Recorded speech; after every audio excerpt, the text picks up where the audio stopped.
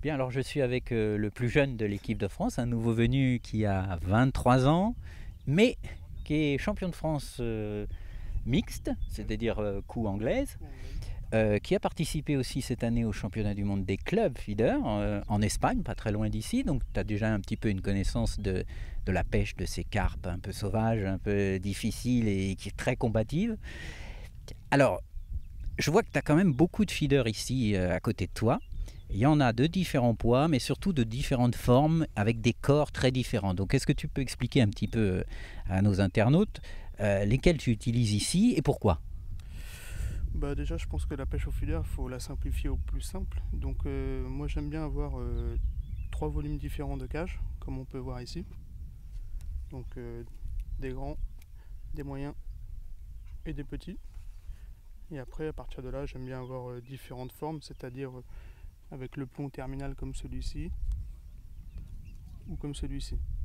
Ou après, on peut encore trouver vraiment pour les pêches quand il n'y a pas de vent, pas très loin, où voilà, où on peut encore avoir de la précision avec ces cages-là.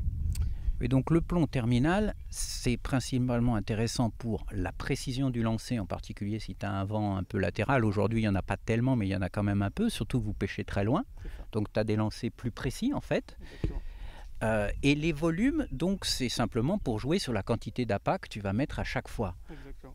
Donc est-ce que ici, vous utilisez plutôt des corps assez gros pour pouvoir laisser en place le feeder très longtemps, ou des plus petits que tu lances plus souvent pour amorcer une sorte de rappel, on va dire? Bah là ici, pour l'instant, on s'entraîne sur une pêche avec deux coups alternés. Donc à chaque fois qu'on va sur un coup, on y reste à peu près entre 8 et 12 minutes. Donc il ne faut quand même pas mettre des volumes trop petits, comme celui-ci. On emploie plutôt des cages dans ce style-là. Parce que ça fait quand même ça réactive le coup quand on n'a pas, c'est-à-dire sur la berge d'en face avec des asticots collés ou au milieu avec de l'amorce. D'accord, donc ces cages feeders, c'est pour asticots collés amorce. Oui. En revanche, je vois que tu as aussi ce qu'on appelle des feeders ouverts, c'est-à-dire que là, il y a un corps en plastique sans trou. Voilà. Donc ça, c'est pour quel type d'èche ou d'appât?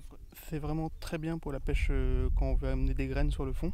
C'est-à-dire qu'on met le feeder dans le bac d'amorce, on prend les graines, chènevis, maïs ou blé pour la préférence des gens, quoi. Là actuellement ici c'est plutôt du chènevis en grosse quantité avec quelques grains de maïs, et après on referme avec de l'amorce, on serre un coup, on jette, et ça permet d'emmener des graines on va dire en grosse quantité sur le fond.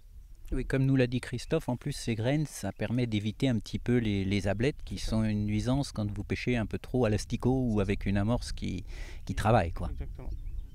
Alors tu as un dernier feeder qui est un peu intéressant, que tout le monde ne connaît pas. C'est un feeder avec une petite fenêtre qui permet de jouer sur le degré d'ouverture et la libération des appâts en fait. C'est ça. Donc ça, tu l'utilises avec des asticots vivants ou... Ce modèle-là avec des asticots vivants. Après, on en a d'autres qui s'ouvrent sur le dessus. Là, on peut y incorporer des asticots vivants ou collés. D'accord. Ici, vous n'utilisez pas du tout les asticots morts, qu'on utilise souvent quand il y a des pêches de brème ou voire de gardon. Là, c'est pas ce qui répond le mieux. Je pense que l'asticot collé est trop léger. Dès qu'il y a une carpe qui arrive, elle fouille dans l'amorce, l'asticot se lève. S'il y en a plusieurs dans l'amorce, ça attire automatiquement la population d'ablettes. Ces ablettes, toujours voilà, le problème. il y a énormément d'ablettes. D'accord, bah merci pour tous ces renseignements. Merci. Et puis bah, à demain au bord de l'eau.